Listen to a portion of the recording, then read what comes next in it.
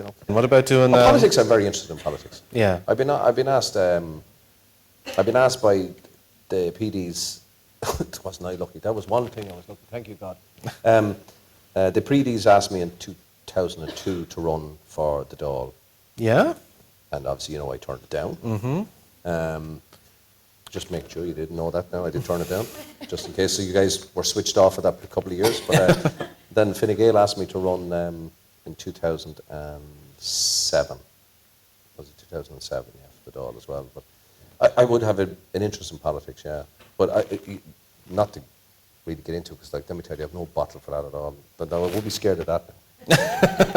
Facing the public like that and asking questions, because the public can be very awkward, but they ask you awkward questions like, how did you screw up the economy and things like that, But no, I Where did you misplace that several billion euro? Yeah, it was resting my account. Yeah, exactly, yeah. Okay, we'll take one more question. Okay, down the middle there. Can we get a microphone to this gentleman? Thank you. Hi, I want to follow up about this politics. Do you think there's a big connection between politics and crime in Ireland? A big connection? Big connection between politics and crime. Absolutely.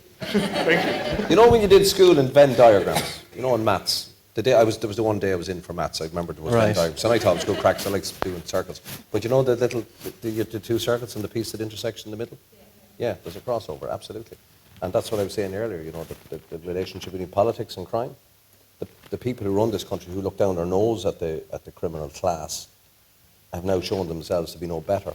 They've got their grubby little hands in the greasy tail as well, And we were saying earlier, because I think, they've destabilised Irish society in a very dramatic way, especially a lot of you young guys, people coming up, you're the future of the country, but, you turn around and say, well, you're going down, a lot of you want to be social workers, right? God help you, really, God help you, right? But you want to be social workers, that's tough, that's going to be tough.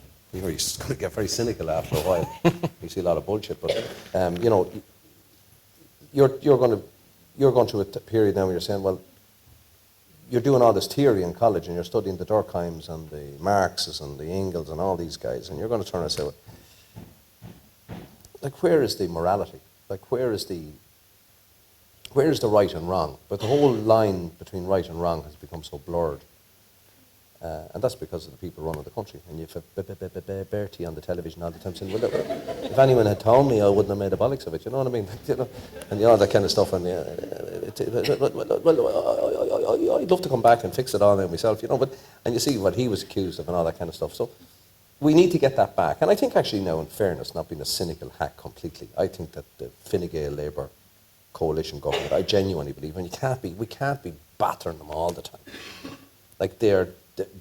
Society is correcting itself, and the political system will correct itself over time.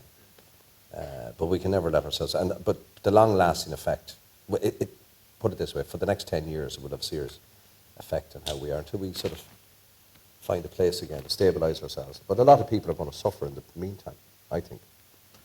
Where's Sarah? Okay, shout out your question there, Sarah. This was a setup. Sarah was set up in the car. We got a plant in the audience, ladies and gentlemen. After the death of Veronica Guerin, was there more reports of crime in the media, or were people afraid? No, there was more reports. Every newspaper got a crime reporter, Jesus, within about 6 months. Because they realised this is, I don't know whether it was because there was bigger appetite for it and sells papers or whatever, but as I say, there's economics drive the thing as well. Well, yeah, but it did. There's been a proliferation of newspapers with crime reporters and crime desks and all that kind of stuff. Yeah. When you look at Borman's movie of the General, and when you look at the movie with Kate Blanchett, she played Veronica, yeah. Which was very good. She did a very, very good portrayal. And the guy who played, what's his name? God, I can never think of his name. And I met him. I was drunk with him one night, actually. The black guy. He played the part of trainer because I was doing a bit of stuff with him, And he was great. No, they were very. Were you happy with those depictions of what happened? I mean, these were events that you participated in. Depictions are I wrote, they based the general on my book, the first book I did, which was great. Like, imagine starting your first book and it becomes a Hollywood. Nice. You know, a guy from Hollywood who turned out to be a coke head. You wouldn't sell him a packet of fags, right? But anyway, it sounded good to me in 1994. This guy wanted to option my book. And then next thing I'm meeting John Borman, who's Academy nominee, famous man. I'm saying, wow, I have arrived. Well, I arrived for a short while, and look at me now, I'm still at the same bullshit. It didn't change my life. And I didn't become a millionaire out of it or anything. But I got to Cannes. I helped launch Brendan Gleeson's fucking career. You know what I get back out of it? Nothing. But no. But you get when you assistant at Brendan Gleeson, these guys. Well, I had a great night in Cannes. The paddies were great. We ended up in this place on the side. The night of the premiere was great. I was in the middle. I was sitting beside. I've got to share this with you. I'm indulging myself now, right? So go for it. Go for it. Some bit fun out of there. But I was sitting here in the Palais de Film in Cannes, where the movie was on for the 55th time I'd seen it. I didn't give a shit. I was watching it for the first. Brendan Gleeson was here. John Borman was here. Now remember, I was the writer. And after a while, you stop correcting guys. Oh, you're the writer. No, I wrote the book. Next thing goes, this is Paul Williams. He wrote the general. Yeah, I wrote the. But anyway, Morgan Freeman got up. He was sitting there, and he came over and shook hands with me. And I was going, wow. And Matt Damon was beside him, and Matt Damon came over and said, wow.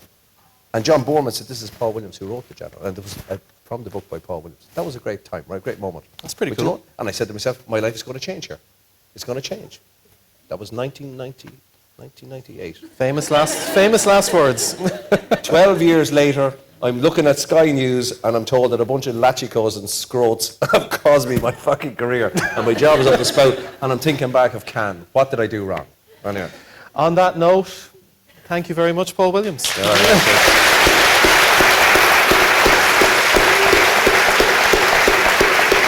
for all the bad language. They're used to it. Do you want to plug your book very quickly? Book is bad, fellas. It's very good. Buy it. That's it, lads. You can run for your bus. Sorry for keeping you guys.